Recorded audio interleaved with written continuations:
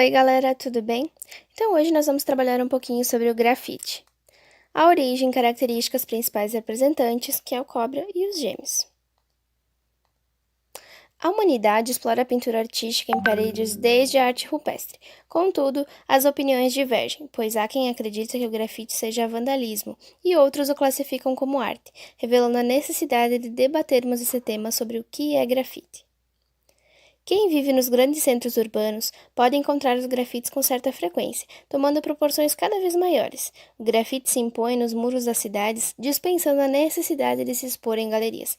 Então, gente, desde a arte rupestre, desde quando os homens das cavernas desenhavam nas paredes, contavam o que eles faziam, né, o seu cotidiano, e acreditavam naquela magia, desde todo aquele passado, já podemos considerar como sendo um grafite, né?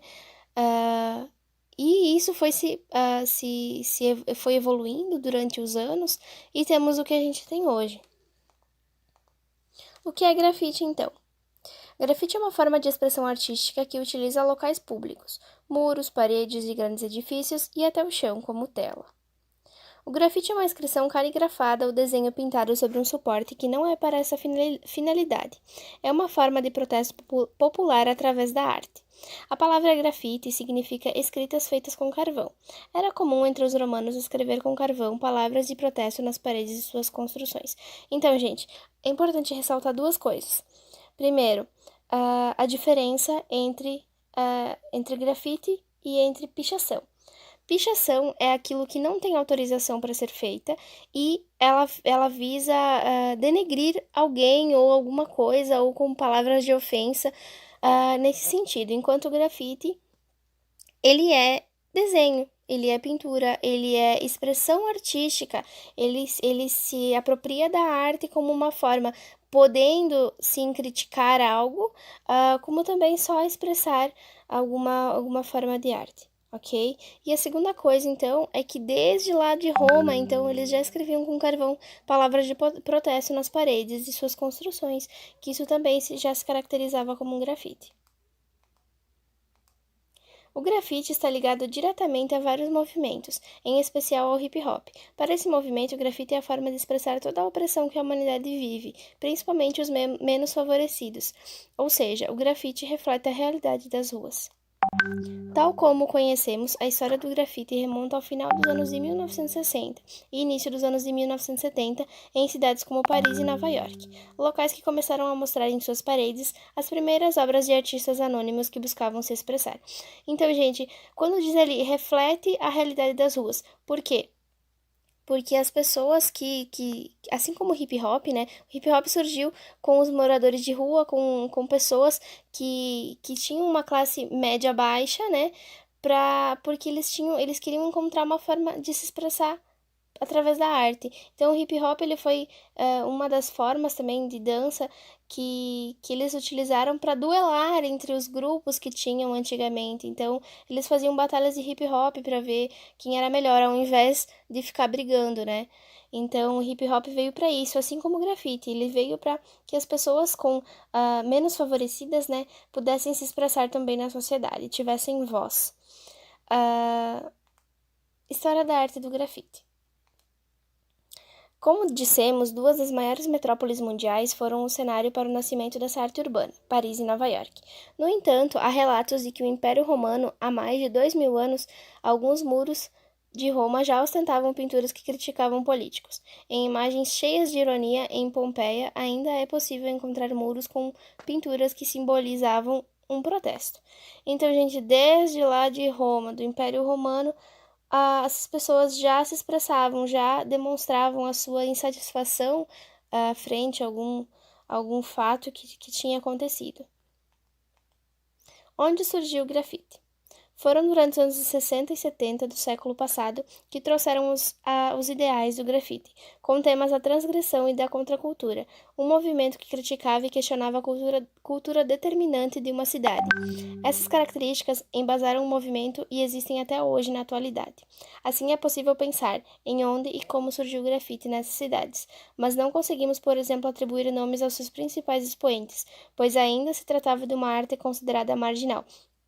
Ou seja, lá no início do grafite, a gente não tem como dizer quem foram os primeiros, porque essa arte era considerada marginal, né? Então, como a gente já viu, ela era praticada por pessoas de renda baixa, então pessoas que não tinham tanta visão na sociedade, né? Então, por isso, as pessoas que tinham mais poder aquisitivo, que tinham mais renda, eles consideravam essas outras pessoas marginais, né? Um dos grandes nomes do grafite do mundo foi Jean-Michel Basquiat. Foi um grafiteiro de Nova York que depois se tornou um artista neo-expressionista, iniciando sua arte em prédios abandonados. Basquiat transitou entre vários círculos no mundo artístico alternativo da cidade entre os anos de 1970 e 1980, tendo sua carreira promovida após uma grande exposição, o The Times Square Show. Galera, aqui do ladinho, então, tem uma das obras do Basquiat. A gente pode perceber que ele não se detém muito ao realismo, né? Ele busca expressar mais o que ele está sentindo nos jogados de tinta, né? Sem se preocupar muito com o produto final, ok? História do grafite no Brasil. A contracultura daquela época chegou a refletir no Brasil, trazendo resultados imediatos na música e no movimento tropicalista. Mas a periferia de São Paulo não demorou muito para seguir os passos das grandes metrópoles mundiais e também começou a usar o grafite como forma de expressar artisticamente suas opiniões contra outras as imposições culturais. Pessoal, então aqui, quando a gente pensa no Brasil, né, o Brasil sempre recebeu essas influências de fora, de várias culturas. E quando lá em Nova York eles estavam então iniciando o grafite, estavam vendo que aquilo estava surgindo efeito, que eles estavam chamando atenção, né? Eles então, o Brasil então, os moradores daqui, né, também começaram a se apropriar dessa arte. Então eles viram que também poderiam se fazer ouvir, né, fazer com que as pessoas reparassem neles na periferia, como dizem, através da arte que eles expressavam nos muros, então. Grandes nomes do grafite no Brasil. Considerado como expressão da arte contemporânea, os Gêmeos talvez sejam o maior expoente brasileiro do grafite e tem painéis expostos nas maiores cidades do mundo, incluindo a fachada do Museu Nacional de Arte Moderna do Reino Unido, o Tate Modern, obra de 2008. Os irmãos Pandolfo ainda têm muito de sua arte pelas ruas de sua cidade natal, de São Paulo. Pessoal, aqui são 3 obras então que eles fizeram, só para vocês conseguirem ver, visualizar como era o estilo artístico deles, né? Então, eles faziam esses personagens amarelinhos, né? Geralmente com a fisionomia deles e com culturas diferentes, então, representando culturas diferentes, ok? Tomando mais força no início da década de 1980, o grafite na capital paulista virou polêmica, sendo considerado vandalismo e pichação, ou admiradores pelos urbanistas como arte e forma de expressão artística. Um exemplo brasileiro de um dos grandes nomes dessa arte, como Basquiat e Kate Haring, é o italiano Alex Valauri, que morreu jovem aos 37 anos. O dia de sua morte, 27 de março, é a data em que é celebrado o Dia do Grafite no Brasil. Esse, então, é o Valauri, o artista, né, pelo qual a gente comemora o dia da morte dele, a gente comemora o dia do grafite aqui no Brasil. E como a gente dizia, né, como eu já tinha falado, a pichação, as pessoas confundem ainda a pichação e o vandalismo com o grafite. Então, são coisas extremamente diferentes. O grafite é feito por artistas, é a forma que eles se expressam artisticamente. A pichação e o vandalismo são palavras de ofensa feitas por pessoas que não têm noção, né, do que estão fazendo, que estão estragando esses ambientes de convívio. Cobra é o outro dos artistas mais famosos do Brasil na arte do grafite, autor do maior mural grafitado no mundo, Chocolate, com 5.742 metros, né, de altura. Eduardo Cobra também tem grande parte de suas obras espalhadas pelo mundo. Em contraponto ao estilo mais lúdico da dupla, os Gêmeos, a Cobra usa o realismo carregado de cores como marca pessoal. Então, gente, ao contrário dos Gêmeos, né, O Cobra, ele usa o realismo, o extremo realismo, né? Em comum, os artistas brasileiros têm o fato de terem iniciado a escrever em muros como pichadores, ainda de forma clandestina. Hoje, eles conseguiram conquistar espaço nas capitais urbanas, sendo cada dia mais presente no cotidiano. Outra diferença, galera, acho que eu já comentei aqui, mas vou falar de novo. A pichação, ela não tem autorização, tá?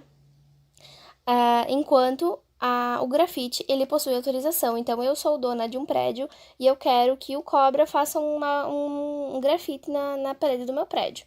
Então, eu estou convidando ele, né? Então, ele está devidamente convidado para vir fazer essa obra. E não, tipo, que eu sou a dona do prédio e alguém chega lá e faz um desenho sem eu ter solicitado, ok? Estilos de grafite. Stencil.